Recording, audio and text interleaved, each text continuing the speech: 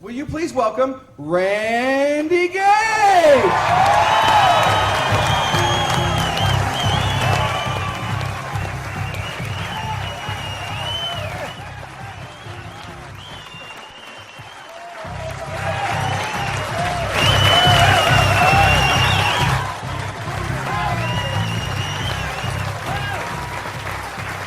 Thank you. Thank you.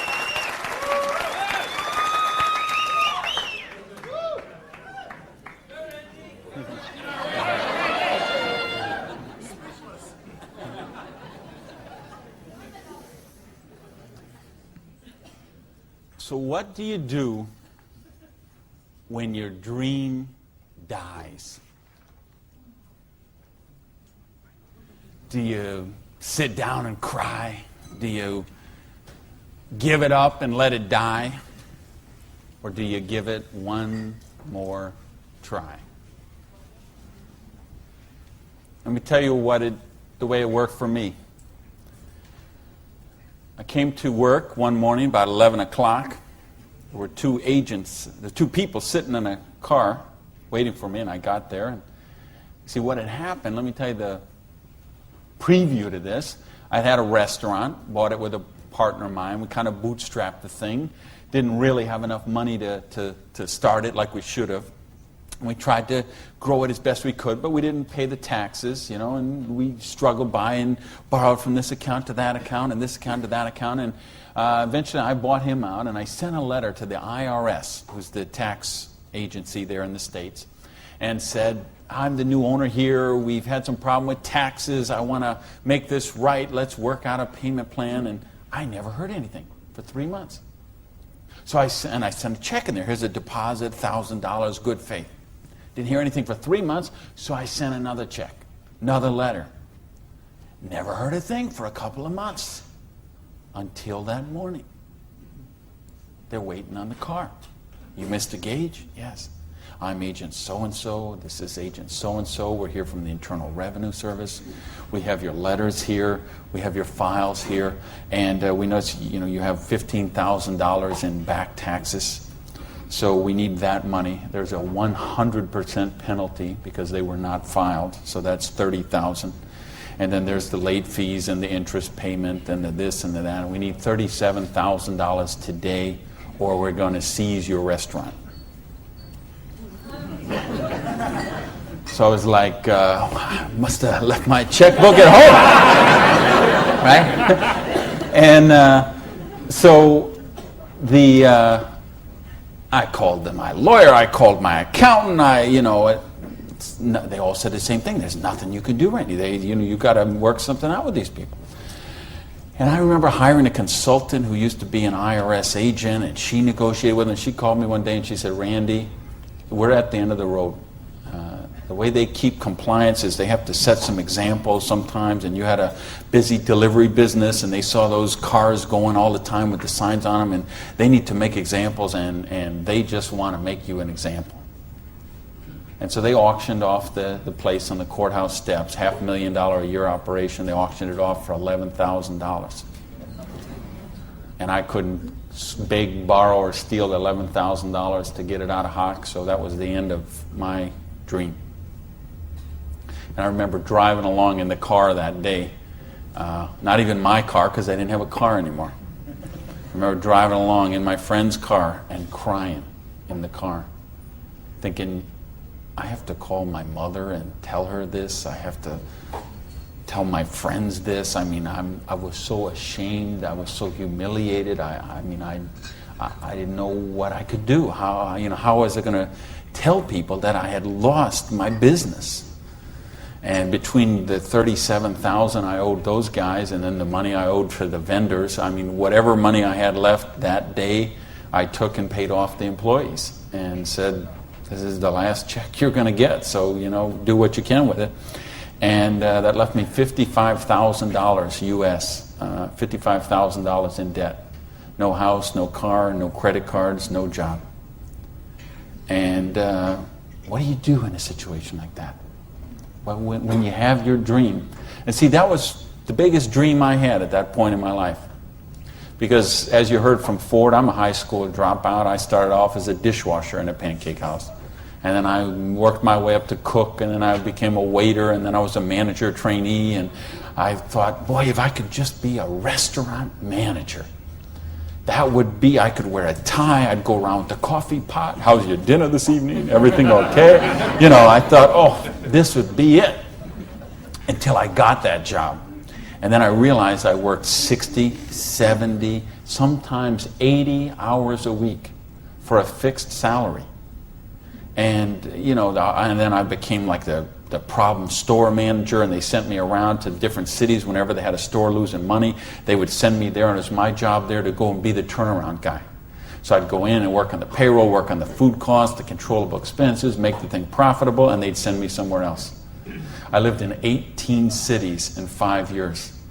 So think what kind of home life you have, what kind of friends. You don't have any friends. You don't, you know, because people stop calling you. Because every time they call you, you're always working. And you never go to the movies, and you never go to dinner, and you never go anywhere, so they just stop calling you. And your work becomes your life. And I know we've got people in this room tonight and people watching on this film today who going through the same thing. We get out of balance. We get so busy chasing our income, we forget about living life. We forget about living our dreams.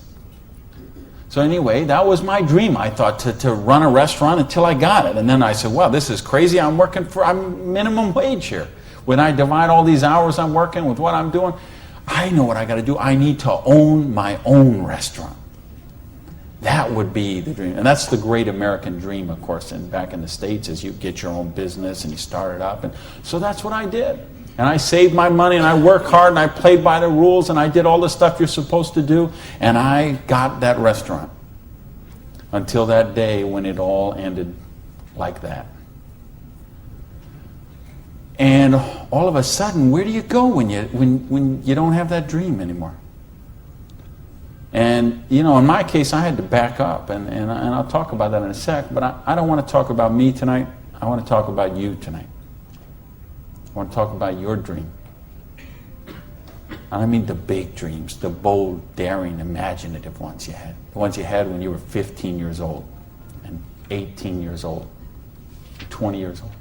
Because you know what I see people give up on their dreams. And it seems the older we get, the more we give up on our dreams. And you know, talk to any kid who's 15 years old, and they know they're going to have a great car when they grow up, and a great house, and a great job, and a wonderful spouse, and they're going to be rich, and they're going to be successful, and they're going to be an astronaut, or a football star, or a rock star, or whatever, right? There's no limits to what they can dream. And what happens along the way? They get out, they go to school, they get out as 22, 23 years old, all of a sudden they take a job they don't really want. It's not their dream job, but they figure it'll do for right now. And then maybe they find out about another job, and that's not their dream job, but it's a little more money than the last one. And they meet someone along the way, and all of a sudden there's two, and then there's a little baby on the way, and there's another baby, and then there's diapers and formula and braces and all of those kind of things. And all of a sudden they take another job that's 500 miles away, but again, it pays a few $1,000s more a year, so they take that job. And all of a sudden you're 35 years old, you're 45 years old, you're 55 years old, and you forgot about your dreams. That's what tonight is about. I know you heard it's a business opportunity. Nah, it's a dream opportunity. How to get your dreams back. I noticed this because I like sports cars. Some of you all know me. You know, I got a car thing going on. And it's funny, I'll be sitting at the light in one of my Vipers, let's say, and some car will pull up next, and there'll be a guy driving there, and he's got his 2-3 kids in there in the back, and they'll roll down the window, "Hey, Mr. Viper, man, cool car, man, and, you know, rev the engine up. I can't wait. When I grow up, I'm going to get a Viper." And kids say that to me all the time. "I grow up, I'm going to get a Viper." Now, Dad doesn't say that. He's just sitting there behind the wheel, because see, Dad's already grown up. And he figured out he ain't getting the Viper. He's got the minivan. Right? What happened along the way? You know, because, and it's funny, every year they publish the list of the most popular cars. And I see it every year, and it comes out. And I read the list, and it's funny. Now, when I talk to kids, and I talk to a lot of kids, they always like cars. And I'm going to get a Corvette, I'm going to get a Lamborghini, I'm going to get a Ferrari. And then when they publish this list of the best-selling cars, it's Toyota Camrys and Holdens and Mercurys and Ford Escorts and Geo Metros, the broke mobiles, right? These are all cars they make for broke people. You see that? Like the Holdens you got here. Right? And the Toyotas we got there, and the Chevys we got there, and the Buicks we got there. They make those things for broke people. Now, how come when I see the list of the top 10 things, I don't see Ferraris and Lamborghinis and Rolls Royce and Jaguar and Bentley? Because they gave up on their dreams. They said, well, this is the car we got. There's room for the car seat in the back, and we can afford the payments. And they settle for a car. And they settle for a house. And they settle for a job. And they settle for a life of quiet desperation. When they could be living a life of joy, challenge, growth, adventure, and prosperity. That's what tonight's about. I want you to think about, really, here's the challenge I would give you. I want you to think of 5 things you would do, have, or become if money was no object. I mean, really think about this, okay? You don't have to write it down. I just want you to think about it. But think about, if you had Bill Gates' kind of money, if you had Larry Ellison's kind of money, if you were one of these .com billionaires, would you be driving the car you're driving right now that you got here today in? How many people, tell the truth now, if money was no object, how many people would have a different car in the parking lot tonight? Okay. Now, if money was absolutely no object, you had 30, 40, 50, 60 billion dollars, how many people would have a different roof over their head when they went home tonight? How many people have a better wardrobe? Ladies, how many of you would have bigger closets? Right? Yeah. So this tells me something. This tells me you do have dreams. And you want to live them, or you wouldn't be sitting here tonight. See, most of Australia tonight, most of New Zealand tonight, most of the United States, UK, everywhere where they're watching this video, most people aren't gathered like this. Most people are sitting on a recliner, rubbing the hair off the back of their head, drinking rancid fermented hops, watching the Idiot Box. 6 hours a day. And this is their life. Monday morning, 6:30. The alarm clock goes off. And they hit the snooze bar. If I could just get 15 more minutes. And they wait 15 more minutes, and they hit the snooze bar again, and they get 10 more. And then they got to get up, and they rush in the shower, and they jump in the car, and they buy their breakfast through a drive-thru somewhere, and then they go to a job they don't like or actually hate. 85% of them, a job they don't like or actually hate, and they get through Monday till 5 o'clock or 5:30 or 6 o'clock, and then they go out and they face the traffic going home. They probably get drive-through dinner somewhere, dinner in a bucket to take home to the kids, get in front of the Idiot Box and sit there in a coma till they fall asleep, or they crawl into bed until Tuesday morning, 6:30, it starts all over again. Wednesday, hump day. Thursday, we're almost there. Thank goodness it's Friday. Because you know what Friday means, right? Because Friday means somewhere near the end of the day, the boss is going to say, hey, here, boy. You're going to get out that little paycheck, and they're going to get that paycheck, and for one brief moment in time, it's going to feel like it's theirs. But we know it isn't theirs, is it? because they got all those little window envelopes from the credit card company just waiting for them. And that money is spent long before it ever got there. But for this one brief moment in time, it feels like theirs. So I don't know what they do here in Sydney, but I know what they do in the States. They go out to Pizza Hut. All right? So it's off to Pizza Hut for a deep dish, meat lovers, extra cheese, extra meat, but, Diet Pepsi because I'm trying to hold my weight, And off to the Pizza Hut, and then it's off to the neighborhood video store where they rent 3, 4, 5, 6, 8, even 10 videos to get them through the weekend. And they will spend their entire weekend sitting on that same recliner, rubbing that same hair off the back of that same head, drinking the same rancid fermented hops in a coma all weekend long, video after video after video, so they don't have to think about their life of quiet desperation until Monday morning, 6:30, when it starts all over again. This is life for a lot of people. This is life for millions of people. They're missing out on the real life. They're missing out on the real joy. And I don't want that for you. I didn't come 12,000 miles here to tell you what you want to hear. I came to tell you what I think you need to hear. We got a business here that offers you a chance with unlimited income potential. It's a business to help you be successful while you're helping other people reach success. You choose the hours you work. You pick the people you get to work with. I mean, do you know what a joy that is? Just to be able to pick the people instead of those slobs you're working with. Right? I mean, the tax advantages are extraordinary. The travel opportunity, if you're like me and you love to travel the world, the travel opportunities in this business are simply amazing. Okay? So what's it take to do the business? Well, it doesn't take a lot of money. This is a very low startup cost business.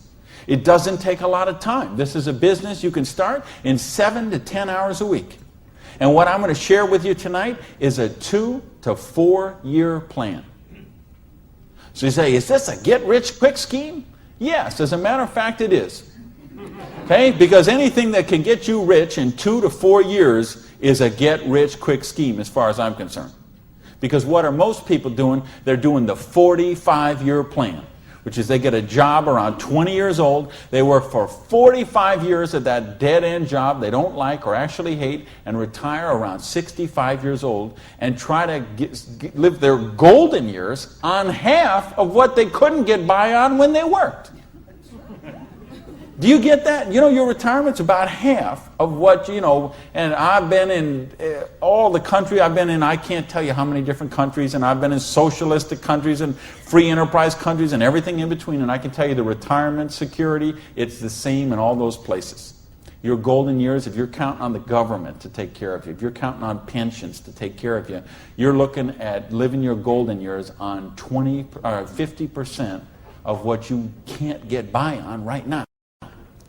So if your idea of your golden years is walking your poodle around the block, good luck to you. But if you think you're going to travel the world and go see your grandkids and live a wonderful life of leisure, you better take a very good look at what we've got to show you tonight.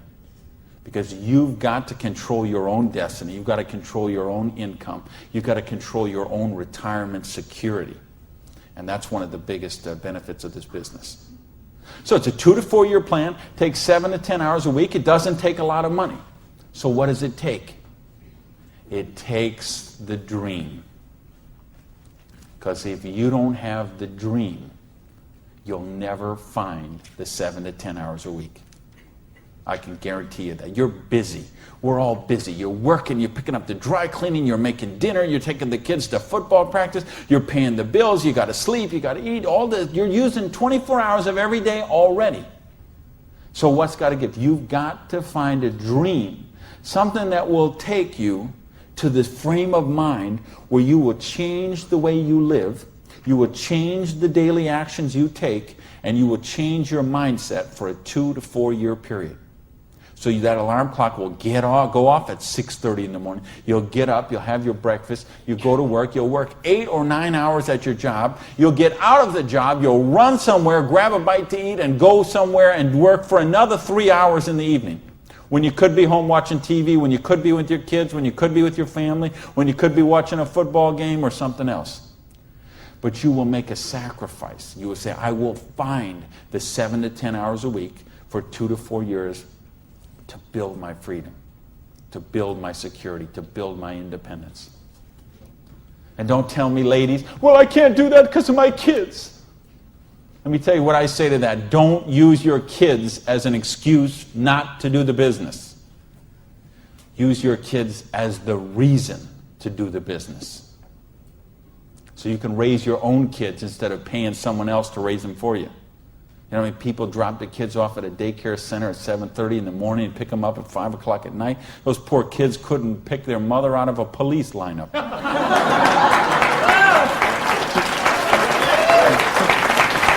Right? Don't use your religion as an excuse. Let me tell you, I missed a lot of church for a couple of years while I built my business. I was doing meetings on Wednesday nights instead of going to church on Wednesday night. Some Sundays I was in a different city working with a long-distance line instead of being at church. But you know what happened? I tithe 10% of every penny I make to my church. And I make a lot of pennies these days.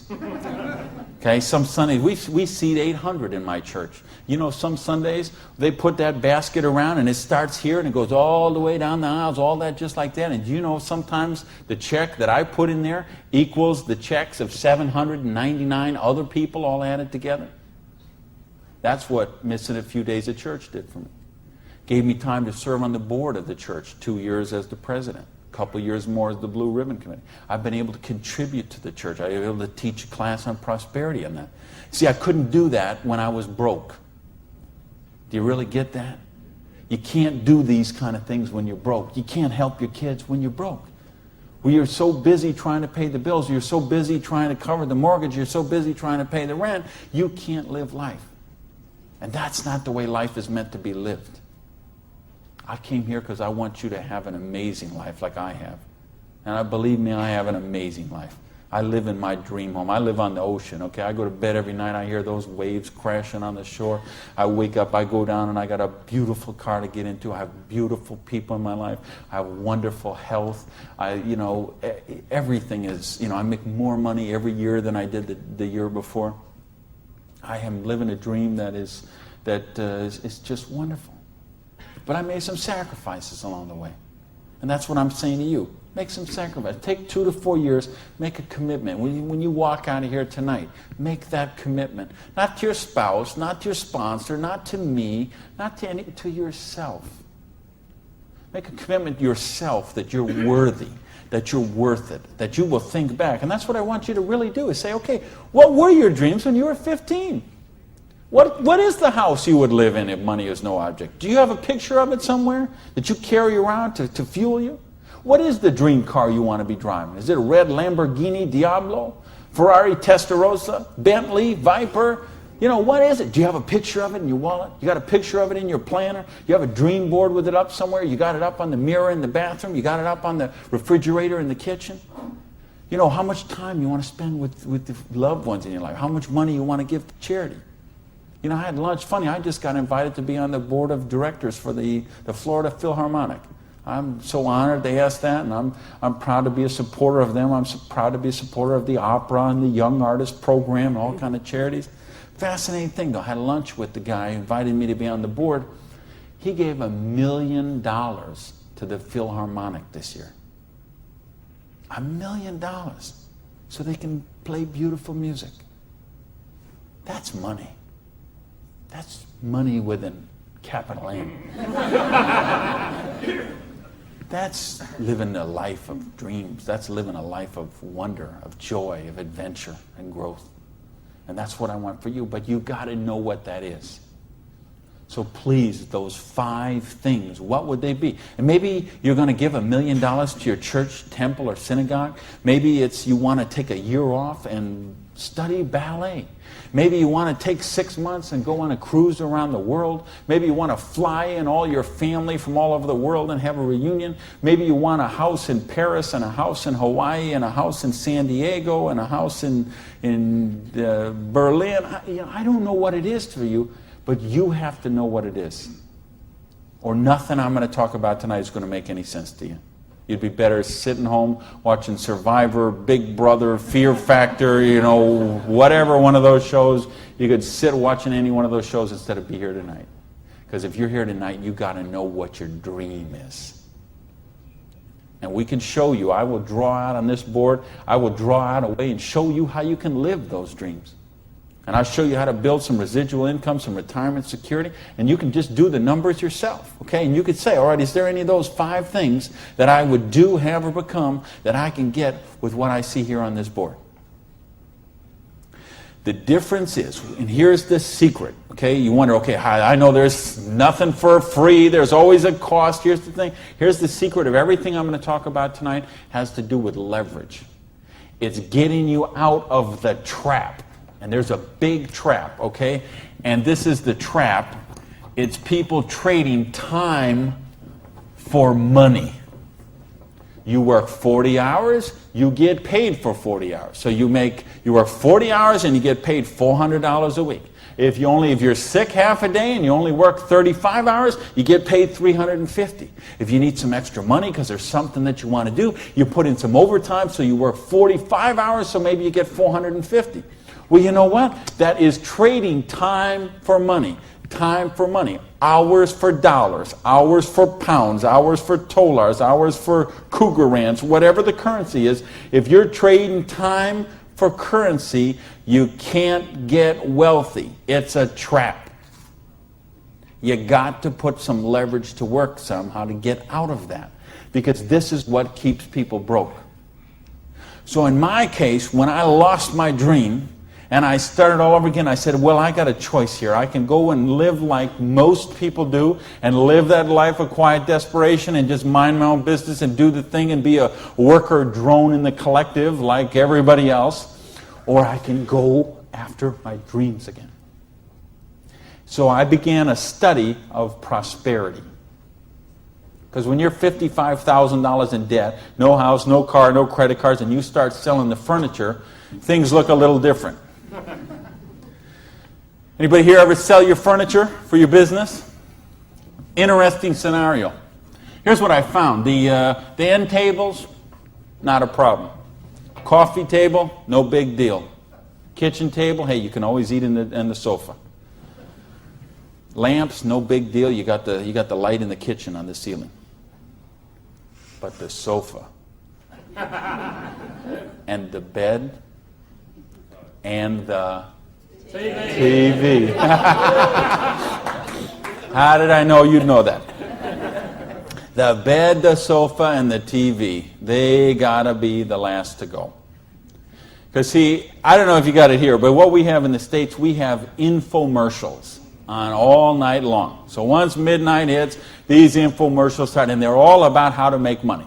So what do you do when you're $55,000 in debt and you're sleeping, with no furniture and whatever? You sit up all night and you watch infomercials. And then you sleep all day and you're so depressed, and you get up and you read the one ads and you think you don't have bus fare to go to the job interview, and you think how miserable your life is, and you eat macaroni and cheese 3 times a day, which is what I did for weeks and weeks and weeks. So I'd get up, sleep, mope around, eat my macaroni and cheese, and then midnight would start the infomercials. And I remember we had a Vietnamese guy named Tom Vu. I don't know if you ever saw that here, this infomercial. He had one of those courses on how to buy real estate, no money down. So one night, it's 3 a.m., I'm sitting on the sofa. Tom Vu comes on. He says, "You, sitting on the sofa! You, it's 3 a.m. Now I know he's really worried, because it's 3 a.m. I'm sitting on the sofa. He said, "You sitting on the sofa at 3 a.m. Your wife's asleep. Your baby's asleep. You are a loser." Nobody cares about you. You a loser. If you don't buy my program, you deserve to be broke.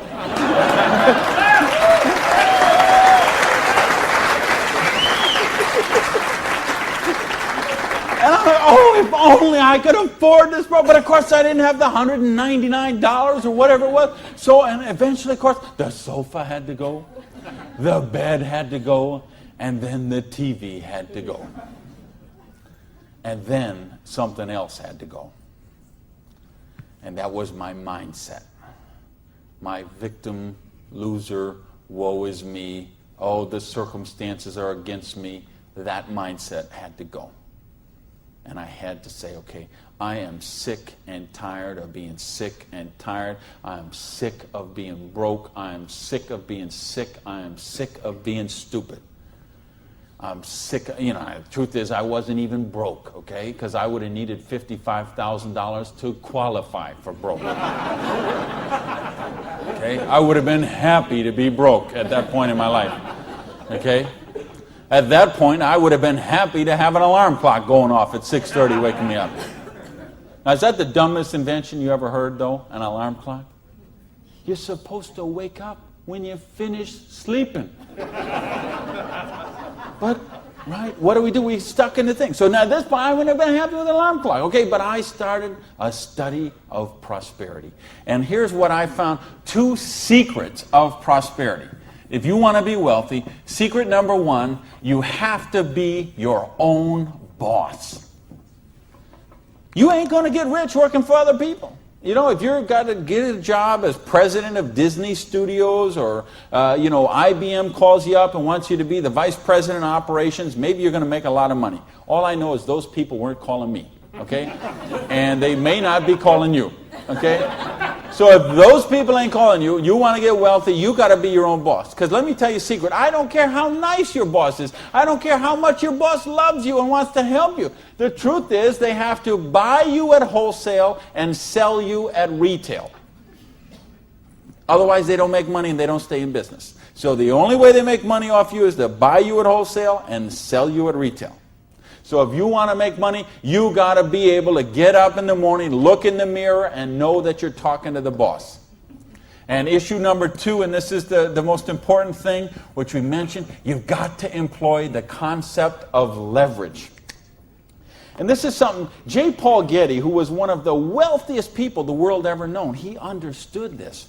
And he was quoted oftentimes, this is probably his most famous quote, when he said, I would rather have 1% of the efforts of 100 people than 100% of my own efforts. Because he understood the concept of leverage. And he became one of the wealthiest people the world has ever known. So tonight, I'm going to share with you how you can employ this same concept of leverage that the wealthiest people in the world do, and it'll allow you to get your share of that kind of wealth. And I'm happy to say, I'm one of the wealthiest people in the world.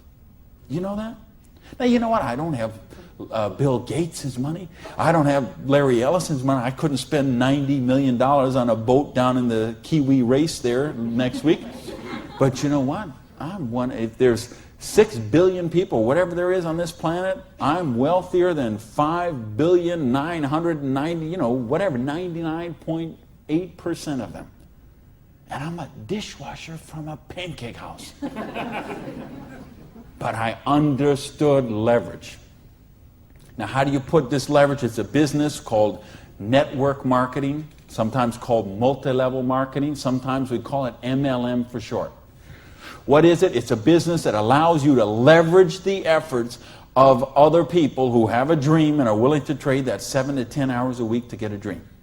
So you're going to introduce them to the business. You're going to teach them a duplicatable system that they could follow and duplicate the same results with people that they're going to introduce to the business and create this system that everybody can follow, and everybody will get a nice chunk of the organization that is built. And because you direct your own organization, because you are your own boss, you get some residual income out of the efforts of the people that you introduce to the business. That's the leverage. It's no different than when Madonna makes a record, and every time they play that CD, she gets a royalty of that. When Coppola does a movie and that movie plays, it gets a royalty of that. This is how the average person can get leverage. See, if you got money, leverage is not a problem. You can leverage your money. You can buy stocks, bonds, invest in companies, invest in real estate, all that kind of stuff. I couldn't do that. If you could buy a franchise. If I would have bought a restaurant franchise instead of opening my own restaurant, chances are I'd still be in the restaurant business. But you know what? I couldn't afford the franchise fee. I didn't have that kind of money. Ask someone about the stock market, they'll tell you, unless you got $25,000 you can afford to lose, don't even get in the stock market. Well, I didn't have $25,000 I could afford to lose. I didn't have $25 I could afford to lose. So I didn't have the money to leverage. And if you got a couple $100,000, couple million you can leverage, hey, maybe you don't even need to be here tonight. But I'm speaking to the rest of you who don't have that kind of money. And the rest of you who used to have that kind of money till the stock market tanked, and now your retirement fund is 40% of what it was 2 years ago. Okay, let's talk about how you build your security.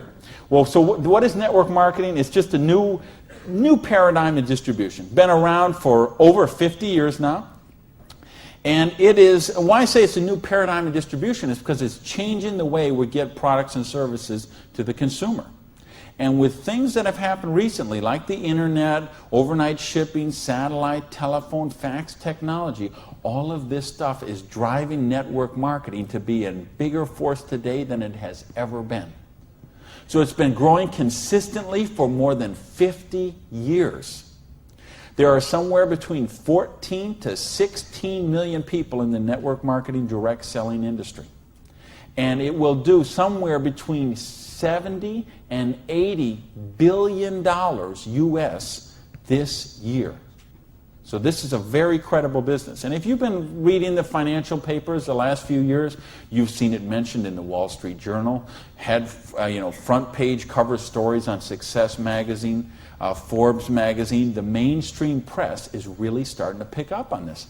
Now, why is that happening? Is because it's the future. It's what has to be, because what has happened in the past doesn't work anymore. In other words, here's how it used to work in distribution. We'd have a manufacturer. They would make a product. They would sell it to a wholesaler who would buy it, resell it to a rack jobber who would buy it, resell it to a retail chain. They would buy it, send it to a warehouse somewhere, sits in a dusty warehouse for 6 weeks, and then it gets transferred by truck, maybe it goes to the store, and then you come in the store and you buy this product. Well, they had to make money, they did. You have all these parasites who were taking money out of your product. I say, why am I calling all those people parasites? Well, it's not that they're not nice people, it's just that made sense 100 years ago. It doesn't make sense today. Because today, we can have a network marketing company manufacture a product and send it direct to a distributor who in many cases is the end consumer, and in other cases is just conversationally marketing the products with their friends, neighbors, and relatives, and we eliminate all these other people in the middle. So look at the difference. This made sense 100 years ago. Something came by boat over here. Maybe it went from California, it went on a ship, came to the East Coast here, and then it was transported across to Australia, over to the outback. It was the same thing with us. We used to get stuff from England, and it would land in Boston or New York, and then it would go by stagecoach across the country, and then it went by train, and then it went by truck, and this is the only way it worked. This is all we knew. Then we got fax machines, we got the internet, we got Federal Express, UPS, overnight delivery, we got 800 telephone numbers, we got fax machines. All of a sudden, this doesn't work anymore. It's a broken model. Why do you think so many businesses have been in bankruptcy in the last 5 years? And I mean big name, 100, 200-year-old companies, retailing giants like Macy and Stalwarts that we would think have been around forever. They went into bankruptcy court. Why? Because they have a broken distribution model. This is the model of today. This is the model of the future. And with what we're doing now with internet and 800 numbers and ordering, this is going to get just bigger and bigger and bigger. So what this does is this allows you an opportunity to participate on a new paradigm in distribution. I want you to think when fortunes were made. They're made in revolutions. The agricultural revolution made a bunch of rich landowners. The industrial revolution made a bunch of rich factory owners and business owners. If you think of Carnegie, the steel, the Amoco people, the Standard Oil people, the Henry Ford and the Chryslers, and think of all the old money today. It all came from the families we know today. It came from the Industrial Revolution. So now we have the distribution revolution. So what this means is that 50 years, 75 years from now, there's going to be a meeting at a hotel somewhere in Sydney, Australia, and they're going to say, think about the old money today, the Gage money, the Hawkins money, your money, and say that was made in the distribution revolution. Because they saw the power of the internet, overnight shipping, fax machines, 800 number, and how to put all this together into the new paradigm of distribution. This is what we're in right now. And I believe the next 2 years is going to be the biggest years of growth in the history of the industry. And you could be a part of it. Well, your income 40 years from now is going to be present on what you do for the next 2 years. Now notice, we have all this money that got wasted before. Where did it go? Well, there's two places it goes. Number one, it goes to product research and development. And I'm going to talk about that in just a little bit. And the other place it goes is right here to you, the distributor. The people who actually get involved with the business. All this money that you use, because see, sometimes you could go to the store, you could buy a box of cereal for $3.50. The actual cereal, the cost of that cereal might be 40 cents, 35 cents. What is all the rest of that money? It's all this wasted layers of distribution.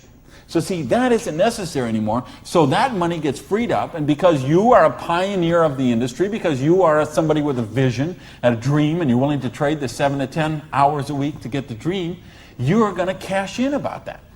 I want to sketch out how the business really works, so you get an idea how the money takes place and how you can participate in that. I guess, is this? I think this is, I found the secret. You do it a little different here down under. All right, let's talk about how you make money in the business. You, not me, not them, you. How do you make money? Well, you got a dream. You're willing to trade 7 to 10 hours a week for 2 to 4 years to get your dream. So you sponsor in the business. Okay, you make that commitment. Your sponsor says, all right, I'm going to work with you, train with you. What we're going to do is we're going to help you identify, and I'll use this as an example, 6 people who you know who have a dream and would be willing to trade 7 to 10 hours a week to get the dream. Fair enough? Everybody follow me so far? Everybody follow me so far? All right, just making sure you're not nodding off over there. All right, now let's suppose that everybody involved in the business produces a volume this first month that you get involved in the business of $100. Now notice I didn't say $1,000 or $10,000 or $100,000. I said just $100. Why? Because I want to show you this is very simple, very duplicatable, very doable for everyone. The secret of this business is leverage. We have a lot of people doing a little bit, just 7 to 10 hours a week. So now if you and each of the 6 people you introduce into the business produce a volume of $100 the first month, you'd have $700 worth of volume in your organization, right? Now, we have a lot of different companies represented here tonight. There's all kind of different pay plans. But I think you're going to find as an average, what you're going to see in the business is you can make about 10% of what your organization does in volume. So if you had 6 people plus yourself, everybody did $100, you'd have $700 volume, so you'd make $70 your first month in the business. Now you say, come on, Gage, you brought me here for $70 a month. I can't even wash my Lamborghini for $70 a month. I understand. But see, believe me, I understand. I know what it's like to keep cars clean. But this is just month number 1. And how much, if you're a doctor, and by the way, if you're a doctor, if you're a lawyer, if you're an accountant, you know what plan you work under? Trading time for money. Just like the bus boy at the Denny's restaurant, the doctor, the lawyer, the accountant, trading hours for dollars, same thing. So how much did you make when you learned to be an accountant? You probably went to school for 10 years. While you learned to be a nurse, when you learned to be a doctor, when you learned to be a lawyer. Think how many, you didn't make anything. So don't be crying about your lousy $70 here, okay? Because you're learning the business. Because look what happens next. Now the second month, we're going to say, we're going to help you help your people. We're going to teach you that duplicatable system to teach your people. And we're going to have them, now we're going to say they're not quite as bright as you are, okay? They didn't quite get this as good as you did. So they each got 5 people that they're introducing to the business, all right? Now, of course, it will not work out exactly this way, because I know some of you accountants there are sitting there thinking, okay, this guy might only get 4. Don't worry about that. I'm just making an example. So you got the 6, and this 6 each got the 5. Well, that would put 30 new people in your organization.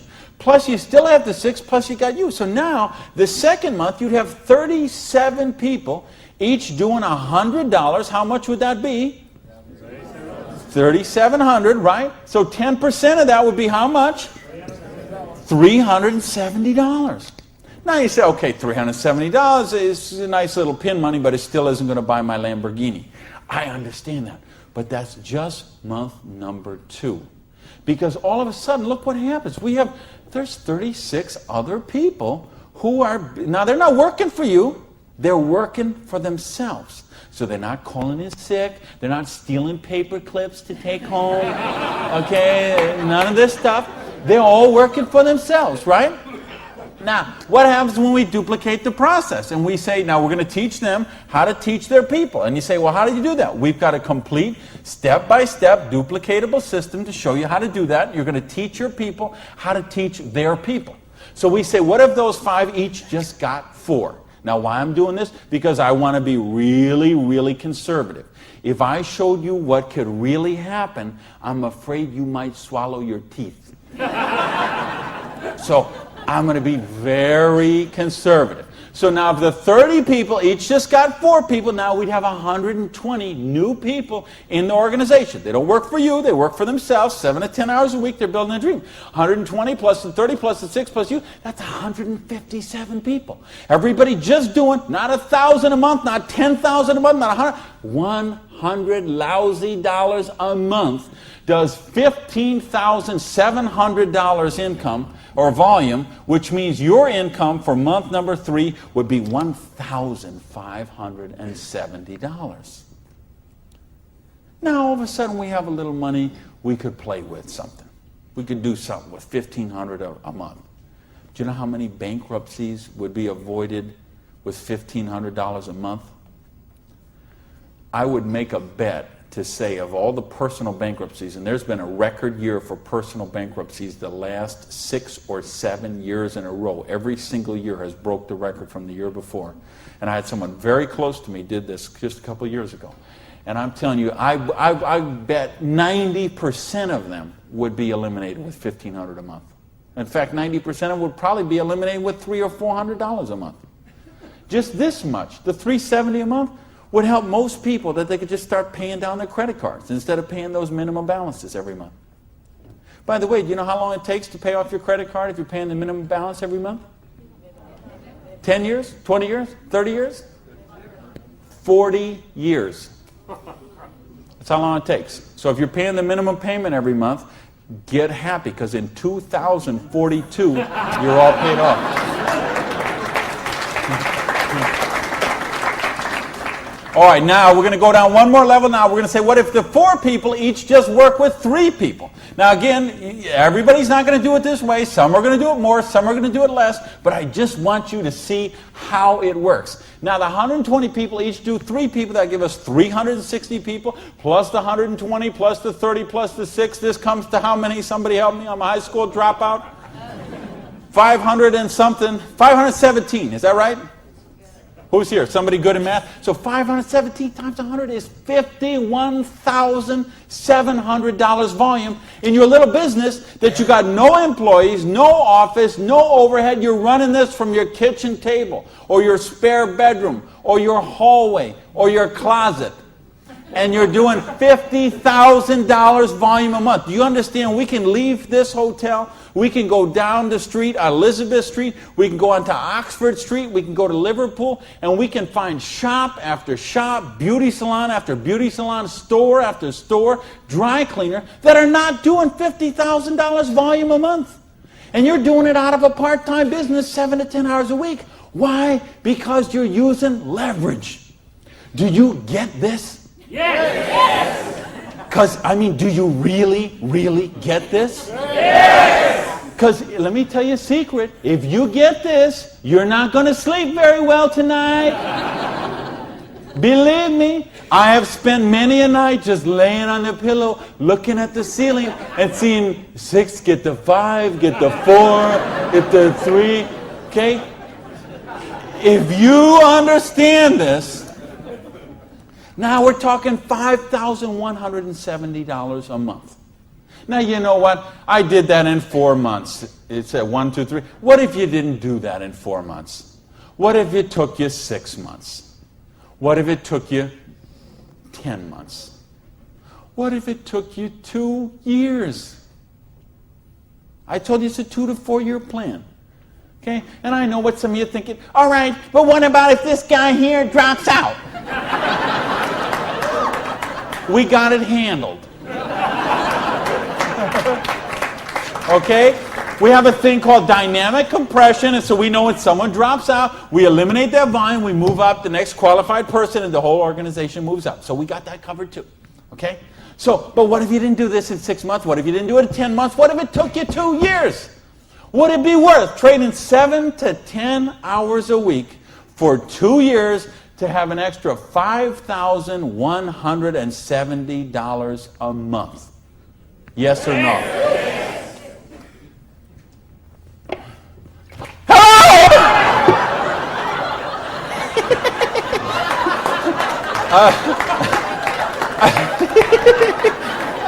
Aren't you glad you got the front row, baby?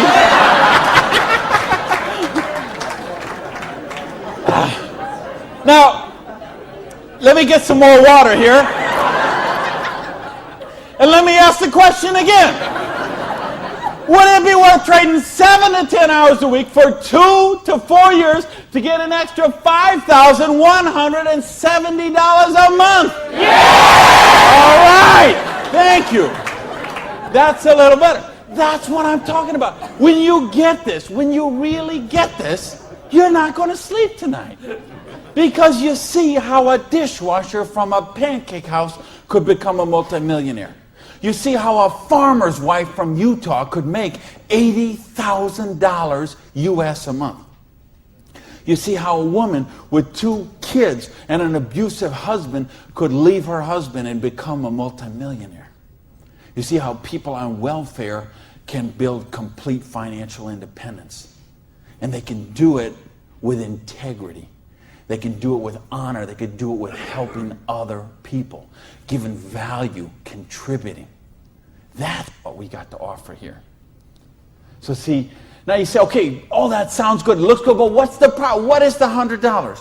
Well, I told you, remember that whole distribution model? We have all of that money that used to get wasted. Now that goes into product research and development.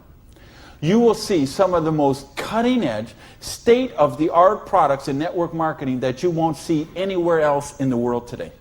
Some of the best scientific breakthroughs, some of the best health breakthroughs, some of the best wellness breakthroughs, medicine breakthroughs, herbal breakthroughs have been personal care products, environmentally non-toxic, natural products. Some of the most breakthrough products in all of those categories have been brought to the marketplace because of network marketing, because they have the time, the money, the research, the resources to do that kind of research. So what I'm going to ask you is, if you're here, you're looking at this for the first time tonight, if you're on the video and you're seeing this for the first time tonight, you have a conversation with the person who invited you here. Have a conversation with the person who asked you to watch the video. And they will give you a catalog. They'll give you some brochures. They might have some tapes, some videos, some other things, and you'll find out about these products. What I want you to see tonight, right now, is the big picture. how the distribution model works, because this is how fortunes are made. People who recognize new paradigms become pioneers in those paradigms, and they reach the reward for generations sometimes. So the products are there. Next question is, say, what about the support? I don't know anything about this business. I've never done it before. How can I do the business? Well, that's what the system, we keep talking about a system. In other words, we've got a system where we're going to teach you how to do the business, and we're going to teach you how to do the business while you actually do the business. That's why we've got this presentation up on the internet. That's why we have this meeting in this hotel here tonight. You have a sponsorship line. So you see, a lot of people say, well, I don't want to be this guy here. I want to be this guy right at the top, because look at all these people he's got under him. Well, you know what? This guy or this gal down here, this person and this person and this person and this person, and all the way up to the company, all those people work for that person for free, because every one of those people have a vested interest in their business. So you want to have 150 people between you and the company, because they all work for you. So they will go with you and they will do two-on-ones with you. They will go to your prospects and sit down at a coffee shop and bring a notepad and explain the business to them. They'll conduct meetings like this where you can bring your people and let them see what the business is about. They'll bring in speakers from all over the country and sometimes all over the world, so your prospects can see and meet and learn from some of the most successful people in the business. There's conference calls, there's monthly newsletters, there's regional trainings, there's company conventions, there's audios and videos and brochures and booklets and catalogs. There is just hundreds of little tiny things that are all designed for one particular goal in mind: to make you successful. See, you are in business for yourself, but you're not in business by yourself, because you have that whole support network of people to help you build the business. So, and that don't happen when you open up your own, and you know this, most of you in this room, you know, if you've ever been in the restaurant business, like I have, you know what I'm talking about. If you own a beauty salon, you know if you own a little store or a shop, you know you don't own the business owns you. And you know if you work for someone else, you're never going to get wealthy that way. So what we've got tonight is a model that lets you work for yourself, but not by yourself, and it gives you the option to build your future. Now, I want to give you 3 options. If you're thinking about the business, I want to suggest 3 things to you. Option number 1 is you say to me, you know what, Randy, that sounds good, it looks good, but you know what, I'm one of the 1/2 of 1%. I love my job, and I get paid exactly what I'm worth. Well, you know what? If that's you, I don't know how you still made it this far in the room tonight, but if you did, thanks for staying. And then we'd love to have you as a customer, okay? And what I'd ask you to do is to talk to the person who invited you tonight and ask them about the preferred customer program. Because I told you, we've got some of the most cutting-edge, state-of-the-art products that you're going to find anywhere. And the difference is, if someone in this room or someone who asked you to watch this video told you about them, they will become your personal customer service representative. So you're not calling some 800 line that you never met, or sending things off and going into a store and standing around for 20 minutes trying to get someone to wait on you. You're going to have the personal attention of somebody who knows you and cares about you and will look after your needs personally. Now, option number 2 is what we call the small business. You say, you know what, Randy, this sounds good. I like the idea of being my own boss, and I like the idea, or maybe you're looking at a nutrition company and you say, well, I'm a chiropractor, massage therapist, an iridologist, or physical therapist, and I want to sell this stuff to my clients. Or maybe you're being presented to a personal products company and you own a spa or a gym or salon and you think you could sell them there. Or maybe it's a cleaning product stuff and you've got a cleaning service and you could sell them to your clients. Well, if you're looking to just kind of use the products yourself, buy them at wholesale, and then conversationally market them to your friends, neighbors, and relatives, that's a small business. And if you want to make a couple $100 to a couple $1,000 a month, the small business option would be the one for you. Now, there's one more option, and that's the big business option. Okay? And that's the stuff that we're talking about right now. Meaning, you're not looking just to retail a couple products to a friend. You want to build complete financial independence. You got a dream. You're willing to trade that 7 to 10 hours a week to get the dream, and you're willing to do a 2 to 4 year plan, and you want to work to build that dream. You want to build an organization like this. That's the big business option. If you're looking for financial independence, then that's the option for you. Now let's bring this all together. I told you what happened when my parade got rained on. My dream looked like it was going to die, and I drove around in that car. I remember crying in that car, thinking, having to call my family and call my friends, and that it just took so much out of me. And I'll tell you what I did. I went in, and here I was. I had owned a restaurant. I'd owned 2 restaurants in my life. I had been a restaurant manager for years. I went and found a restaurant in South Miami, a little diner that was open for breakfast and lunch only, way in the Southwest where I didn't know anyone, and I got a job as a breakfast cook, flipping eggs. For 2 reasons. Number one is they would pay me cash every week. They would cash my paycheck, give me the cash, because I didn't have a bank account, because if I had a bank account, the tax people were going to seize it. So I needed someone who would pay me cash, and I needed to go get a job and just make some money to buy macaroni and cheese. And I had to lick my wounds. I had to take a couple of months and just regroup. I had lost my self-esteem. I had lost my drive. I had lost so much that I just didn't even know where to go. So I needed that time to do that. And so I got up every morning at 5 o'clock in the morning and took a bus down to South Miami to be there by 6 o'clock, 6:15, and flipped eggs every day till 2:30. And I did that all week long. And I did that for months to kind of just get my sanity back, get my esteem back. And then I went back to this business. And see, I didn't have the money to get back in the business because I still owed tens of thousands of dollars. But I had been in the business once. I had made some money. That's where I got the money to buy the restaurant initially. And what had happened, I'd been with a new company. It was not a stable company. I got some money. I bought my restaurant. That company went out of business. Well, then I was in the restaurant and working 80 hours a week, and then it just, that's what happened.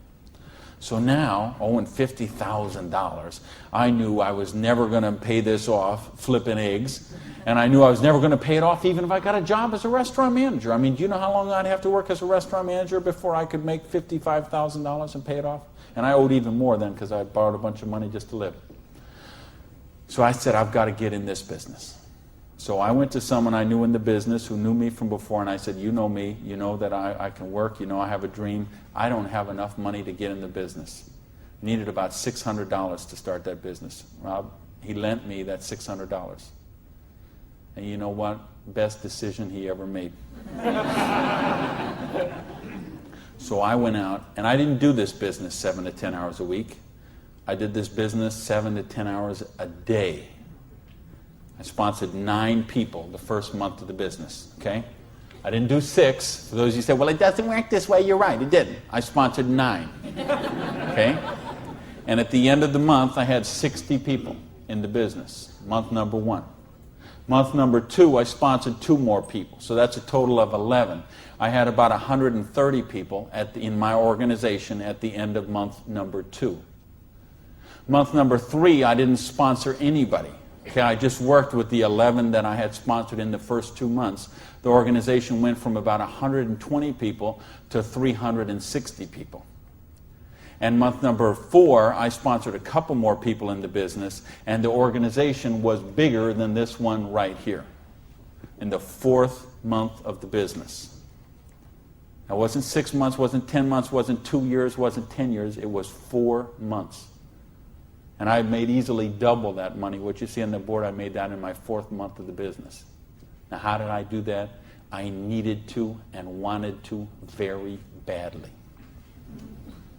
I was hungry. I had a dream, and I was sick of being broke. And that's what I want you to get out of this is, do you understand? This is how it goes. There's no limit here. You could sponsor 7. You could sponsor 8. You could sponsor 9. You could build this whole organization, build yourself up to get $50,000 or $60,000 a year residual income, and then you could go out and you could sponsor 5 more people and start the whole process all over again, the same exact thing. And you could have 100,000 residual going. And you could start with 5 more and you could have 150,000 residual going. And if you put 5 people a year in, and it's very simple, put 5 serious people in the first year, put 5 serious people in the second year, put 5 serious people in the third year, and you will be making a fortune. Put 5 serious people in the fourth year, you'll have a business worth at least $1 million, I project. Put 5 more the next year, and you're going to have a business worth a couple $1 million in 5 years. Why? Because we got residual income here. You're building leverage. You're getting this going. And that's what I want you to get. You know, and now I've been able to help people all over the world. I told you guys, the platinum people, I talked in the reception about the 3 kids from Norway who came to a program I did in 1998. And they're all multimillionaires now, all 3 of them. Number 1, number 2, number 3 payout in their company. I think of you guys right here in the front row and what you've done the last couple of years. And you know the people I had in London, those people there, what they're doing there. I've got people all over the world. Just, they got a dream. They're willing to trade it. We give them a system to follow, and they're living their dreams. I think of a lady named Mary in Colorado. Lady I mentioned earlier. 2 kids. She's sleeping in her friend's basement because she's on welfare. Divorced, no husband anymore, no one to help pay for her kids. So she was on welfare. And along the way, she got attracted to the business. Along the way, I was able to touch her and touch her life, show her some things, how to follow a duplicatable system. She built an organization making $30,000 US a month. Now, you know, the $30,000 US a month, I'm okay with that because you can get by on that. Okay. I couldn't get by on that, but I know a lot of people could get by on that. But you know what? It's not the $30,000 that gets me so excited about what Mary did. It's what Mary did. It's the example she does for her 2 kids. Okay? It isn't just the money. It's what, I mean, do you know what that means to those kids to see this woman who was on welfare and just desolate and nowhere to turn, and you meet her today and she is so well dressed and positive in her esteem and she's so confident and she is modeling this behavior and setting such an example for her kids. This is how you raise good kids. Is you show them how to be successful yourself. You don't tell them grow up and get an education, grow up and be successful, grow up and make money. You model the behavior for them. Jan Rue, who a lot of you know, I've done programs with Jan. Here's a lady, same thing, abusive husband, divorced, 3 kids I think, became the number 1 payout in her company. Why? Because she had a dream. And she was willing to trade that 7 to 10 hours a week to get a dream. And we've got the model here where you can do that. There is no limit to what you can do. But I don't want to talk about my story anymore. I don't want to talk about Jan's story. I don't want to talk about Mary's story. I don't want to talk about Orion's story. I want to talk about your story. I don't want to talk about my dreams, Jan's dreams. I want to talk about your dreams. You know, go back to where we said earlier. Did this kind of thing, if you did this in 6 months, a year, 2 years, is there something on your list of 5 things you do have or become you could do with the down payment, with what we're talking about there? And if not, how big is your dream? How are you willing to pay the price? Are you willing to live your dreams? Because if you are, we've got the business that will allow you to do that. So I got a couple questions for you, and then I'm out of here. I'm looking for 1-word answers. Question number 1. Do you believe you're really worthy of success? Yes! Question number 2. Are you really willing to live your dreams? Yes! baby! And question number 3, the last question, and I'm looking for a 1-word answer once again, and you better blow the roof off this joint, because that's it, and I'm out of here. Because all of this, all of these numbers, all these things, it all goes back to this one circle. These are not circles. Every one of these represents a person, and this circle right here represents you. And this thing only works if you believe in you. If you believe you are worthy, if you believe you have a dream, if you're worth that dream, if you're willing to trade the 7 to 10 hours a week to live that dream, if you're willing to not let your dream die. You're not willing to sit down and cry, even if you have to sit down. I had to sit down and cry. But you're not willing to give up and let it die. You promise yourself, you make yourself, you commit yourself to give it one more try. So the last question I'm asking you is based on everything we've talked about tonight, everything you know about this business now, everything you know about the person who invited you, everything you know about you and what you are and what your dreams are. I need to know, are you willing to give it one more try? Yes! Thank you. Good night, everybody.